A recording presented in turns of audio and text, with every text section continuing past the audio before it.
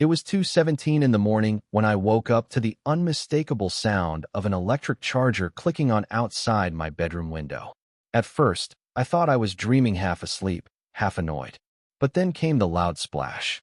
And right after that, a slurred voice, yelling, "Oops. Hope that wasn't important." I shot straight up in bed, heart pounding.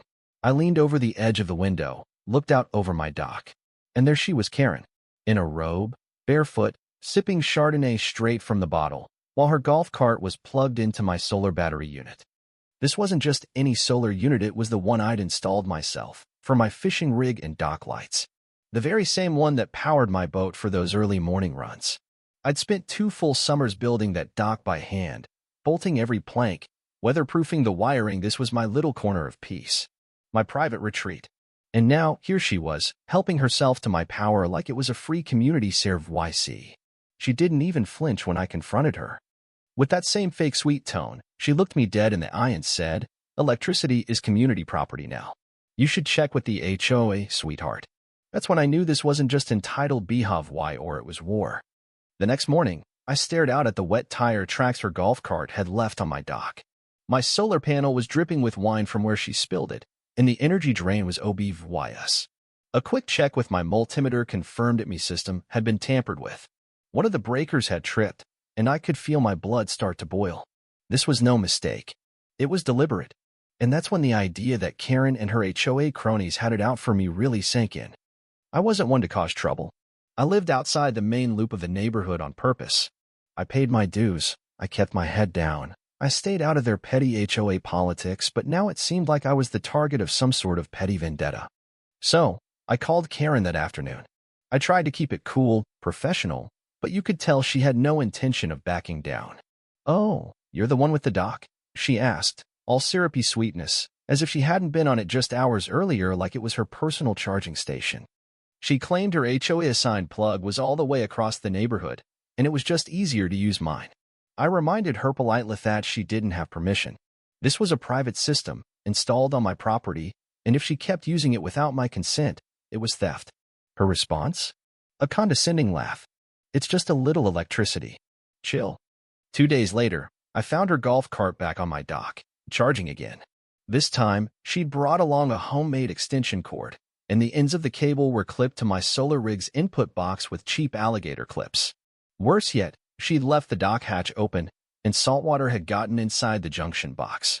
I turned on the system, and immediately, the inverter started buzzing and the breaker tripped. Repairing that would cost me nearly $1,000. I sent her a bill and a cease and desist letter. The next morning, I found the shredded pieces of the bill stuffed in my mailbox with a note scrawled on it. "Nice try," and underneath that, a little smirk emoji. At that point, I took it to the HOA. I figured there had to be some kind of protection for me. Maybe they'd step in. Maybe they'd take this seriously. Instead, I walked into a room full of stone faces, all of them looking at me like I was the problem. And Vince, the HOA president, this guy, wearing mirrored sunglasses and a Bluetooth earpiece like he was in charge of some top-secret operation, told me that the HOA was piloting a community energy-sharing initiative. And apparently, Karen's usage was just balancing out the power I wasn't using because my solar system wasn't technically contributing to the community pool. He said I should be thanking her. I felt my blood pressure shoot through the roof. I wasn't just angry, I was furious. And on top of it all, my neighbor Greg, this quiet ex-Navy guy who lived a few lots down, pulled me aside after the meeting and warned me, "Watch your back. Karen's got dirt on half the board. She gets what she wants." He didn't have to say more. I knew exactly what he meant. Karen had her hands in everything. I wasn't about to let her walk all over me. I started installing a coded lock on the solar unit, set up motion sensor cameras, and started documenting every single thing. I even added a light water sprayer under the dock rail to deter raccoons. But I had another idea for that sprayer too. Every time Karen came back, I had a new piece of evidence. The first time the camera caught her, she was stumbling down the dock in flip-flops, holding a half-eaten sub sandwich, muttering something about saving the environment. The second time, I filmed her yelling at a pelican. This wasn't someone trying to do right by the environment. This was someone drunk on entitlement. But it wasn't until one night that things took a serious turn. I came home after a trip and found her golf cart charging again. This time, the thing was idling with its headlights on, and the wires were visibly sparking at the battery casing. She had parked it crooked, with one wheel hanging off the edge of the dock. And when I saw the scorch marks from where the cord had rubbed against the planks, I knew we were getting dangerously close to a fire. I immediately unplugged the cart and called the fire department. When they arrived, the captain confirmed the danger. "You're lucky this didn't torch the dock," he said. Karen, of course, denied everything. She claimed I'd tampered with her cart. But even the HOA stood by her, claiming it was all a miscommunication. That was when I decided to stop playing defense. I went down to the city clerk's office and requested records for zoning, electrical permits, and dock usage loss. I found exactly what I was looking for. My dock extended just past the local lake's demarcation line, meaning part of it fell under county jurisdiction, not the HOA's. That changed everything. I could now install defensive measures without needing HOA approval. It was time to make my move. I spent the weekend with Greg, modifying the water sprayer system. We set it up so that it would activate if unauthorized weight was detected after midnight. I called it the Saltwater surprise. The next time Karen came around, I had a little something waiting for her.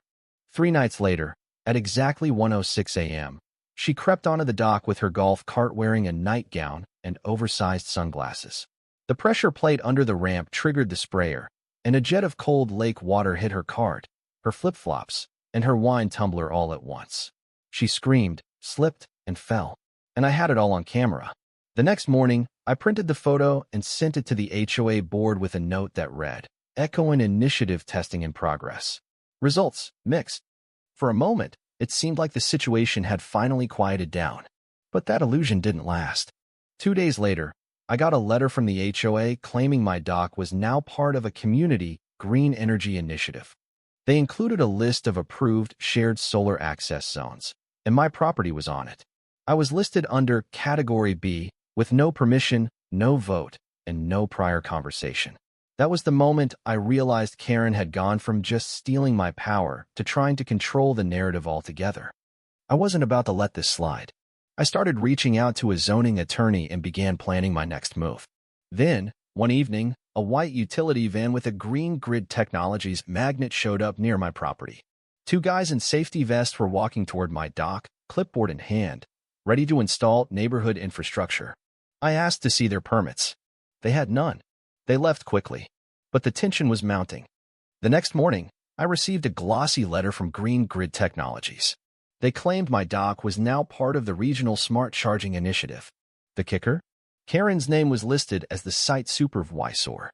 That's when I realized Karen was trying to take everything from me, turn my dock into some community resource, and make me look like I'd agreed to it all. But I wasn't going down that easily. I filed a cease and desist with the county and Green Grid Technologies for fraud. And that's when the real fun started.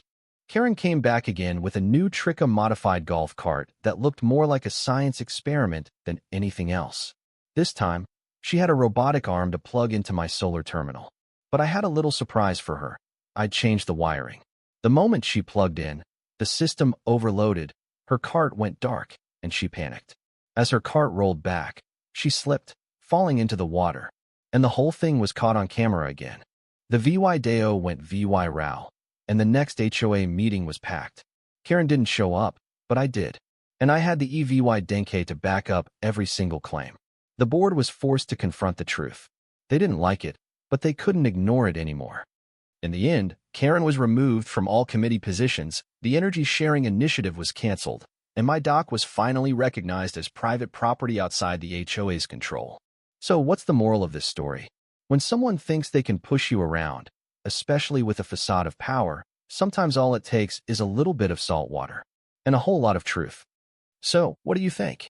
Was I right to fight back, or did I go too far? Should I have handled this differently? Drop your thoughts in the comments below. Let's get the conversation going.